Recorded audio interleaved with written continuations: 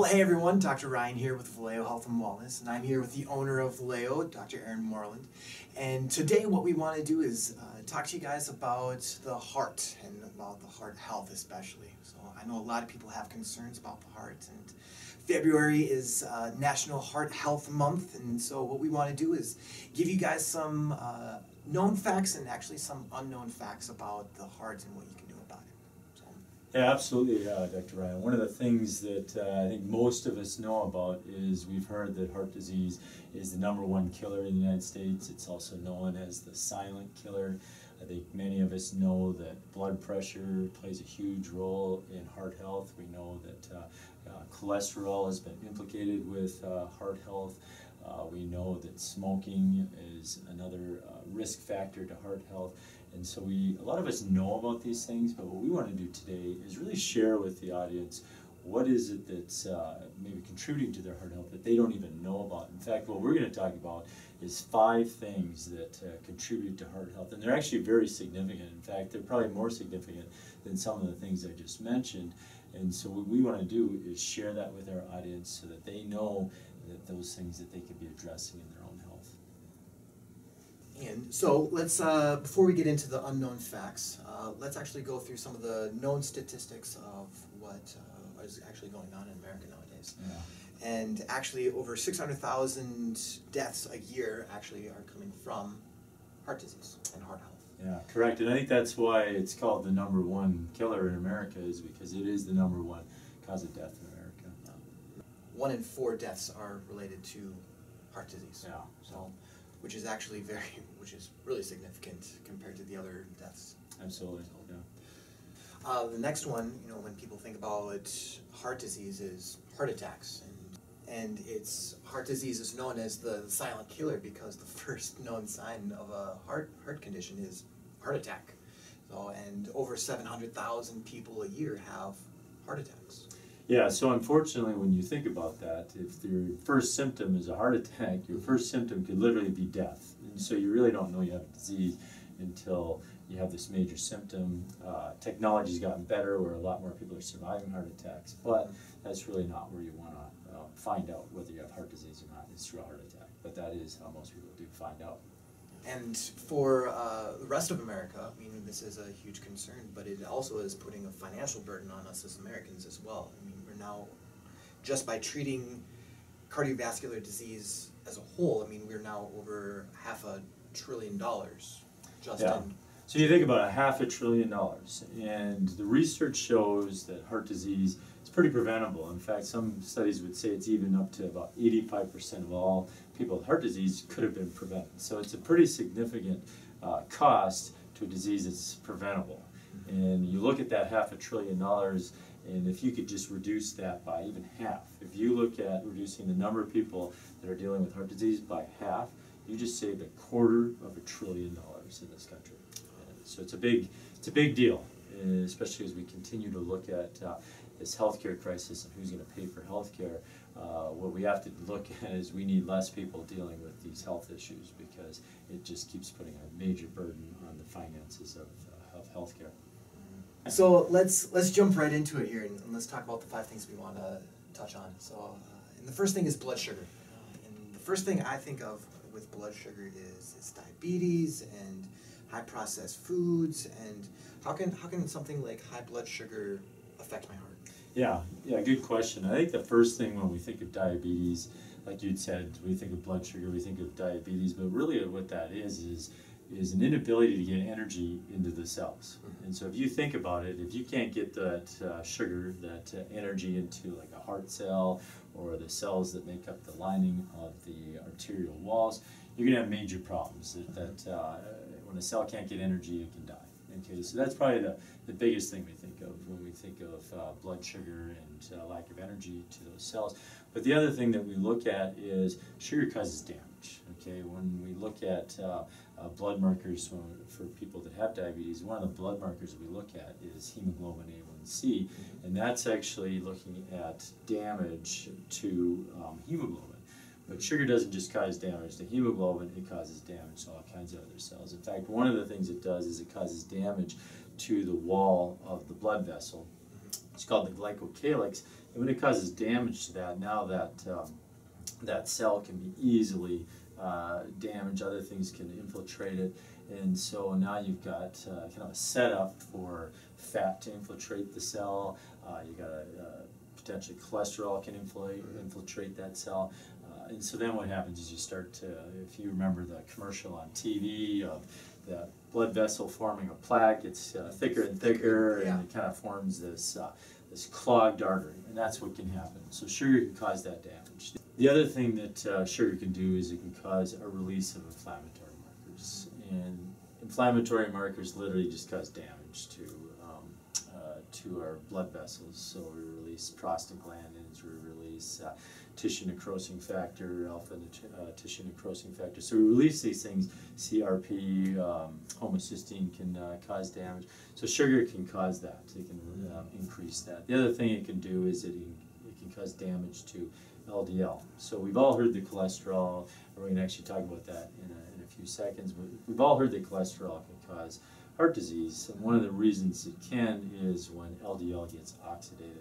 Well, glucose can play a part in that damage to the LDL, and then that LDL, when it's damaged, causes damage to the arterial walls. So when we look at diabetes, we know that diabetes increases your risk factor for heart disease. In fact, people with diabetes are 2 times more likely.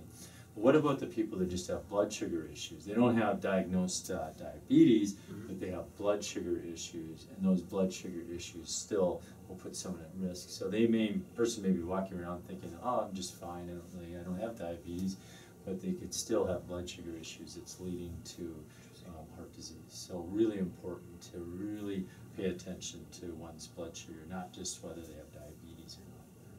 So the sugar is damaging to the heart, but then it also is increasing other things that are also damaging to the heart as well. Absolutely. So it's the primary thing, and then it causes a lot of secondary issues as well. Absolutely.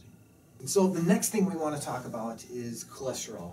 And a long time ago, I know cholesterol was a huge buzzword. You know, we weren't supposed to eat eggs. We weren't supposed to eat cholesterol. And then it came out that there's a good and a quote-unquote bad cholesterol. Explain to me how cholesterol is bad. Yeah, and so this is a pretty controversial topic because some people would say that cholesterol is hugely important when looking at someone's risk for heart disease, and some people would say it's just a total waste of time. It does nothing. It's a terrible marker for looking at heart disease. And I think the key is to understand cholesterol. First thing we have to understand, well, why do we even have cholesterol in our body in the first place? And what we have to understand is that cholesterol plays a role in making our stress and our sex hormones, so it's the backbone of our stress and sex hormones. It's also involved in healing, so if we have a wound or whatever, cholesterol will come to help heal the body. And the reason it does that is because it's one of the building blocks of our cells. In fact, our cell wall, every cell wall in our body is made up of cholesterol. So cholesterol plays a really important part. And we have to understand what HDL and LDL cholesterol are. A lot of people call HDL cholesterol the good cholesterol, and a lot of people call LDL cholesterol the bad cholesterol. Okay? Now that being said, if you had no LDL cholesterol, you'd be dead. Okay, so it can't be all bad. It's really too much of something. Okay, think of HDL and LDL. They're not even cholesterol really. Think of them as kind of the bus that takes cholesterol either to parts of the body or back away from the body to the liver to be recycled. And so HDL cholesterol is that bus that takes it out of your bloodstream, takes it back to your liver to be recycled. LDL cholesterol takes it to the parts of the body that are calling for it. Okay? So now, when we look at cholesterol, it is an important marker, but it's not necessarily the cause of heart disease. And what I mean by that is if someone's LDL cholesterol is high, what that's telling us is for some reason the body's calling for it. And one of the reasons it could be calling for it is because it needs to make more of those hormones that I talked about. Or another reason it may be calling for it is because there's actually damage happening to those blood vessels. So like we had mentioned with blood sugar, you can cause damage, things like inflammatory markers or even infections can cause damage to that blood vessel wall, and then cholesterol. It's all that to say about LDL cholesterol and what's good and bad, and really I think that Americans still like to have that, hey, I want to know what's good and what's bad. We kind of like to have that. So I don't think it's necessarily bad to call one good and one bad, but I do think that we need to understand that when you're getting tested for cholesterol, that you don't want to just look at just your HDL and your LDL. You want to have more of a comprehensive panel done. And what that comprehensive panel does is it looks at LDL cholesterol, but it also looks at your VLDL cholesterol. It looks at your oxidized cholesterol. You want to look at those versions of LDL, because those are more likely to be the things that cause damage. And getting those tested is important. But then also looking at the comprehensive whole blood panel. So not just looking at LDL, HDL, and triglycerides isolated from blood sugar, or isolated from your LDH, or isolated from the rest of the blood panel. When you look at a blood panel, at least when we do in our office, we look at the whole thing because it's really important. And so when we look again at cholesterol, cholesterol does play a part in heart health, and it is important to measure it, I think. But it's really not the great indicator that everybody's talking about when it comes to a predictor of heart disease or heart attack. And the reason why we know that is that half the people that have a heart attack have normal levels of cholesterol. And so you could go in and get your cholesterol tested, it looks normal, and still have the process of heart disease going on. So it's really not something that I would look at just that when I'm trying to determine if I have heart disease. One of the other markers that I think is really important, and we're going to talk about that next, is homocysteine. Okay, homocysteine. So high levels of cholesterol may not be, what was a good way of putting it? So high levels of cholesterol may not be the end all be all, but it's from something else going on. Absolutely. So it does tell us something. Again, it could be telling us whether maybe you're making a lot of stress home.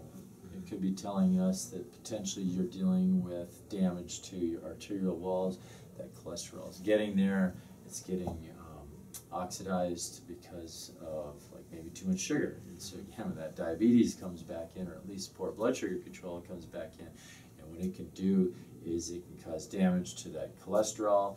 Cholesterol then forms a plaque, and now you've developed heart disease. So it's not the be-all to end-all, but it does tell us something. So the whole idea of we don't need to know people's cholesterol levels is, I think that that's wrong. I think we do need to know cholesterol levels. We do need to know your HDL and your LDL, but we want to dig deeper. We want to look at more than just one isolated number when we're looking at people's cholesterol.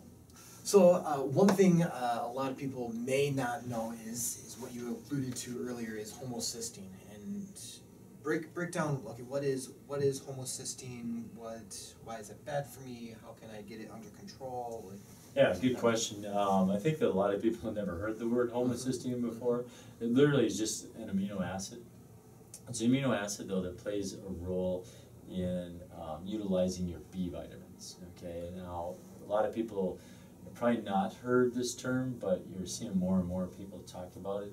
It's talking about methylated B vitamins, okay? And there's a genetic predisposition that a person can have where they're not very good at methylating their B vitamins, or taking methyl from one of the B vitamins, taking it through a chain of chemical reactions and moving it down that chain to an end product called SAM or SAMe. And that SAMe is utilized in over 200 chemical reactions in the body.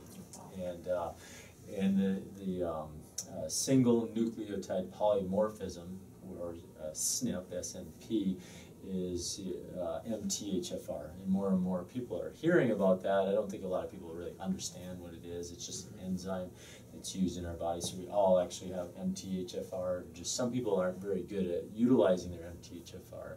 And what that does is it makes it so they can't take that methyl group that needs to be moved across over to that SAMe. And what happens when that your body's not able to do that is homocysteine levels increase. And why that's important in heart disease is that homocysteine, if you see actually in this picture here, homocysteine almost works like a like a knife that causes damage to those blood vessels. And actually, if you read in any pathology textbook, the first thing that happens in heart disease is damage to the arterial wall. Well, homocysteine can do that. And so that's why homocysteine is a really important marker. And actually, if you look at this process, you can see the cholesterol is coming there to try to heal that damaged artery. And again, that LDL cholesterol can get oxidized, and that's where that plaque can form. So the key to really preventing heart disease then is to stop that initial damage, and one way is to have low levels of homocysteine. Okay. Then with homocysteine, where can I go? How can I get it checked? Who's checking it? Yeah, and a good question, because homocysteine has been shown through research that it is actually a good predictor of whether a person is developing heart disease. And it's a blood test that a person can get, and it can be added to just your regular, you go in for a regular physical, it can be added to that. A lot of times it's not standard, which I don't know why it's not. I think it should be standard, but it's not typically. And so if your doctor is not ordering that, many patients can just ask their doctor, why don't you add that homocysteine, because that would also be a good indicator of how I'm doing with my heart health. And so that's how you can get it tested. It's just a regular blood test. Obviously, if I have high levels of homocysteine, there's something in my body that's not being processed properly, and so it just keeps getting built up higher and higher. How can I lower my homocysteine levels? Sure. Yeah, a good question. I'm not going to go into great detail in this video about that. We're actually going to do a video specifically on that. But as I mentioned, if you got a poor ability to methylate your B vitamins, helping that would be important. So one way is to either take a methylated B vitamins, so it's already in that place where it's easily used by your body, or to do some other things to support that enzyme. I mentioned that MTHFR, but that's one pathway that could help lower your homocysteine levels. So. Great. All right, so the next thing that we're talking about is fats, and about 20 years ago, I guess not a lot of people know about fats, and I feel like nowadays a lot of people do know about fats. You know, why is this something that we want to talk about? Yeah, good question, because our topic is 5 things that people probably don't know about heart disease. And when we look at fats, I think a lot of people have gained the knowledge that fats actually can be good for us. So we have that food pyramid that came out in the 1990s that demonized fats, put fats in the same category as sugar, eat sparingly. We should be eating more grains, 6 to 11 servings of grains. And then people have kind of moved away from that. I would say one of the first movements was the Atkins diet, and then the paleo diet. Now what we're seeing is the ketogenic diet. And so I think what people need to understand, though, is that fat can still lead to heart disease. And so it's really important that we see that first and foremost, when we're talking about fats, we're talking about people need to be eating good, healthy fats. And so kind of that first movement, the Atkins diet, cut out grains, and people started to lose weight, and they thought, this is awesome, I'm losing weight. And they equated the fact that I'm losing weight, then I must be getting healthier. But if I'm eating a whole bunch of meats that I shouldn't be eating, processed meats, bacon, just a high protein diet, that can lead to health issues. Maybe not necessarily always heart disease, but it can definitely lead to other problems. So I would say that most people didn't really move to really healthy eating. They just were able to lose weight. And then the paleo diet came out, and the paleo diet has got a great foundation to it. But again, I think a lot of people moved into, well, this is awesome, it's a meat diet. And now what we're seeing is the ketogenic diet has really become really popular. And if you look at a true ketogenic diet, they're telling us that we need to eat 70 to 90% of our calories from fats. And the research that supports that is really for people that are dealing with epilepsy, people dealing with things like dementia. And the reason why it's so helpful for those people is their brain has actually lost the ability to use sugar. And so they really don't have any source of fuel for their brain.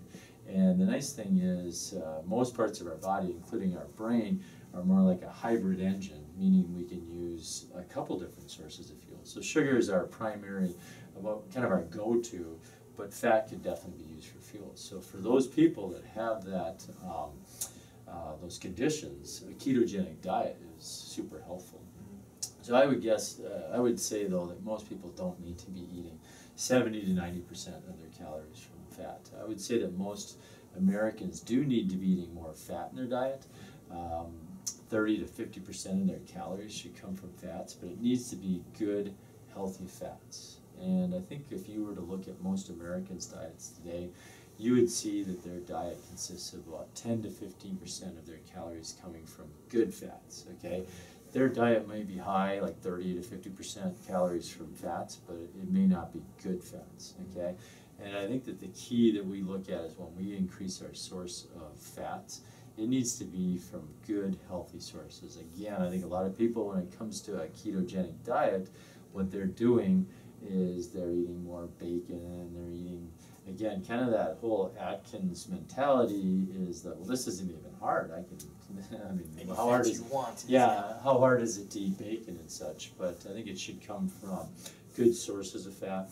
I also think that it should come from a whole food versus like oils and such. And what I mean by that is, yeah, olive oil is good for us, but olives are even better for us. So I think we need to be eating more olives. Fish oils are good for us, those omega-3 fish oils that we've been told are helpful for the brain, but fish is better for us. So it's really important that we do our due diligence and look at the fats that we're eating. So I do think that fat is super healthy for us, but I do think it plays a role in heart disease, that if we're eating poor fats, and probably the worst one would be your trans fats, okay? So you want to avoid trans fats as much as you possibly can. They're polyunsaturated fats have been modified, and they become damaging. Specifically, they can really damage our blood vessels. And avoiding trans fats would be the first place. Now, a controversial one, the American Heart Association a few years ago said coconut oil. And that's high in saturated fat, but there's some good saturated fats there. And that study was very controversial. It's very confusing because a lot of people have been told over the last few years that coconut oil is good for you. What I would suggest people do is just read the whole article and just see, as you read that whole article of what they looked at, the study and such, and then also look at what they're recommending for the fats you should be eating. I think you can have some discernment on your own to determine whether you really see that coconut oil is bad or good for you. But personally, I have no problem eating coconut oil as a source of that, as a healthy fat. And so when it comes to fats, it's important to realize that we need to eat more fats. Probably most Americans need to eat more fats. It is good for our bodies, but we want to be very smart about the fats that we're eating and predominantly try to eat plant-based fats, okay? The other thing that I would highly encourage people is, if they've never done a genetic, like got their genetic mapping done, I think it is important to do. And the reason, from Ancestry? Yeah, it's a good question. I think that you're seeing less and less information coming back from Ancestry and 23andMe, and so it can be pretty hard to get all the information from them. There are new ones coming out, and I think you're going to see even more coming out. They're probably going to release more information than 23andMe and Ancestry. But yeah, through those, and then you take that information, you put it into a health library like Dr. Ben Lynch, if you're familiar with him. He's got a book called Dirty Genes. He's got a place where you can put that raw data in and get a good report back on saying, okay, what does this mean to me? What do all these genes mean to me? But the reason I'm saying that one is for people that are dealing with, some people do not process fats very well. And there's some markers on that genetic mapping that would tell you that. Because if they don't, high amounts of saturated fats can really cause damage to their blood vessels. And you probably will see those people will tend to have that familial heart disease running through their family. And if that is a person like yourself that is dealing with that, I would get that done, and I would be cautious about taking in a lot of saturated fats, okay? So it's not kind of a blanket statement that everybody needs to be increasing their fat intake. Yeah. And so it's important. I say it with a bit of caution because, like I said, I think what's happened, and this is what happens in America, a lot of times we jump on this. The ketogenic diet can become, it can be a healthy diet, especially for people that are dealing with brain health issues and such. But I would say that a lot of people do it, kind of take the shortcut path.